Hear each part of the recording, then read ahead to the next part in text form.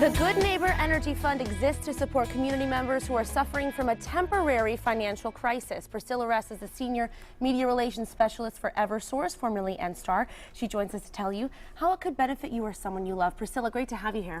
Formerly WAMECO, and it's going to be very difficult for me not to jump in to say WAMECO. It's great to be here. Formerly WAMECO, but you know, I am so glad to be here, and you folks have really been helping us get the word out about the Good Neighbor Energy Fund, and that's so important because, you know, people who run into a financial crisis, oftentimes, especially if you're talking about working folks, if you're talking about people who have always been able to pay their bills, and in fact are the kinds of people that donate their money, sometimes it's very difficult for them to say, I need some help getting over this hurdle. So we're very glad to be here today to be able to talk about the Good Neighbor Energy Fund. Well, that's why it's called the Good Neighbor Energy Fund. It's the people that we are friends with, that are our neighbors, and they're people that are just suffering from a hardship that we all could go through in our lives. So it's the people that donate to this every day that may be the ones that need to actually ask for this assistance. Well, the Good Neighbor Energy Fund was also set up for folks who don't qualify for state aid,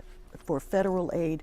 These are often, again, working people or people on a fixed income who suddenly find themselves facing some sort of a financial crisis, which, you know, we're in a situation now with this awful cold, and then you've got the suppliers who have spiked the cost of electricity. It's all turning into this perfect storm for some folks who are now struggling and looking at these bills and saying, I really need to pay the bills, and I'm not sure, you know, I'm robbing from Peter to pay Paul. This is a good place to turn. If people need to request assistance, how can they go about doing that? The Salvation Army actually runs the fund. That's to keep it arm's length from the utilities. And this money can be used, first of all, I should mention the money can be used for any of your energy bills, for gas, for electric, for oil. It's run by the Salvation Army. You can either call the Salvation Army, you can go and visit, go on the website. There's a lot of information about how you can qualify for the fund. Again, this is for folks that don't qualify for state or federal aid, so you're going to want to see what those qualifications are.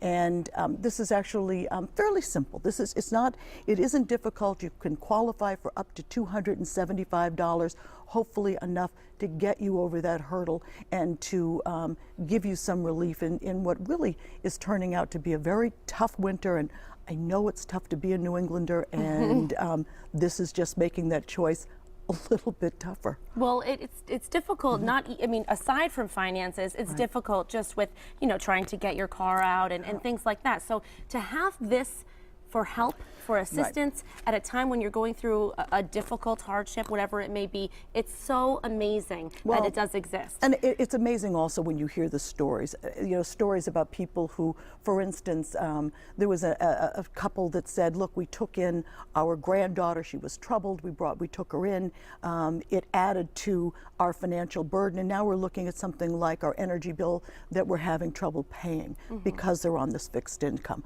Again, one of those things where you go, you know what, if I could help out, I would. And this is a way that you can. How can people donate? You can donate. If you get your bill through the mail, there is an envelope that comes with that. I happen to pay my bills online. A lot of people do, And it's so simple. All you have to do, you look at your bill and it says, would you like to donate? You click that and it's done, and you've donated. You know, we're doing it in the best tradition, the best New England tradition. We're passing the hat and saying, we're here to help out our neighbors. Is there a minimum donation? Do you have to submit at least $25 or whatever it may be?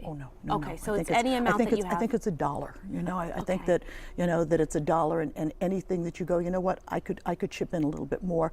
Of course, that's, you know, that's very welcome. And I should mention that our customers have been extraordinarily generous for years and years. This fund has raised, over the 30 years that it's been active, has raised millions of dollars, helped thousands of families, and the goal this year is something like $500,000, and we'll reach that goal because people are that generous and care about their neighbors and know that it really could be any one of us or our friends who are not, you may not know that they are having that struggle.